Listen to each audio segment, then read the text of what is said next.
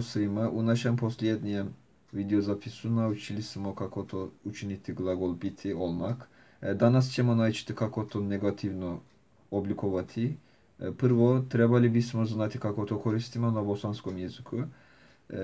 Prije konjugacije biti olmak koristimo ni. Na primjer, ako kažem ja sam dobro, prije glagola bih trebao dodati ni. Dakle, postoje ja nisam dobro.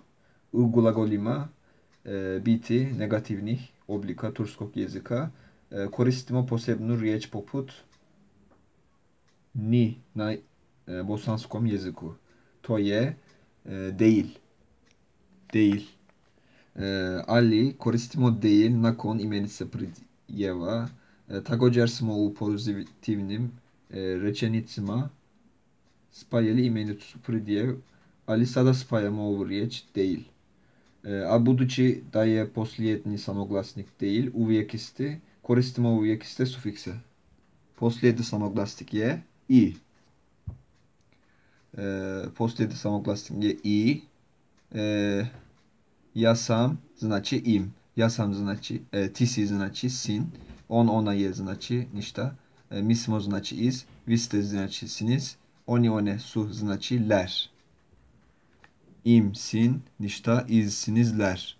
Değil im. Değil sin. Değil ništa değil iz. Değilsiniz değiller. Değil im znači nisam. Ja nisam. Değil sin znači nisi. Tinisi. Değil ništa znači on ona nije. Değil iz znači mi nismo. Değilsiniz znači vi niste. Değiller znači oni one nisu.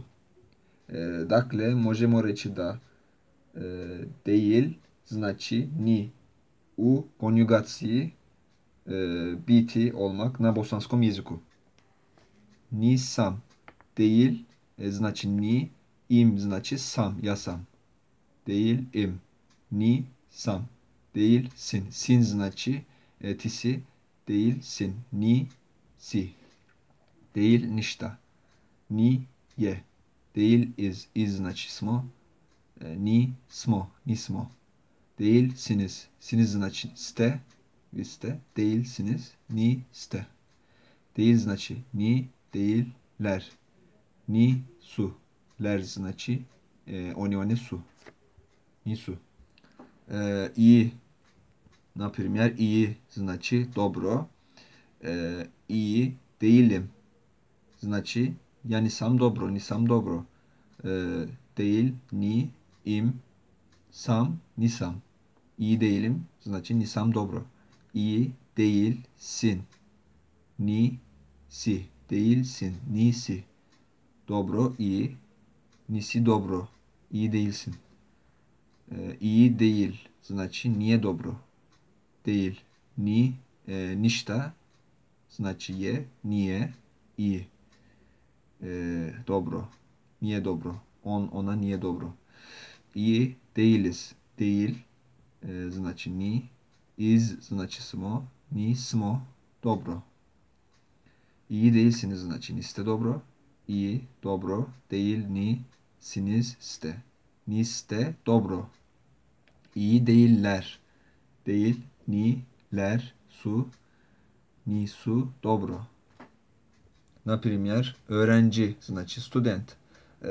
Öğrenci değil, ni, im, sam, nisam, student. Öğrenci değilim znači nisam student. Öğrenci değilsin.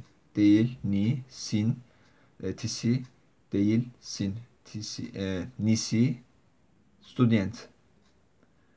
Tinisi, student.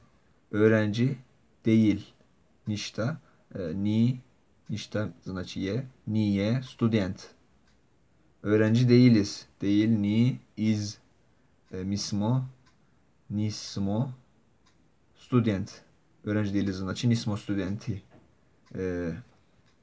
Ne koristimo oblik množine na turskom jeziku? Ne koristimo öğrenciler, studenti. Öğrenci znači student. Na bosanskom jezyku studenti. Öğrenci değiliz. Nismo studenti. Öğrenci değilsiniz. Değil ni. Siniz znaczy ste. Niste. Studenti. Ali. Öğrenci znaczy student. Öğrenci değiller. Değil znaczy ni. Ler znaczy su. Değiller znaczy nisu. Öğrenci studenti. Nisu studenti. Nadam se da će vam ovaj video pomoći. Zdrav. Vidimo se.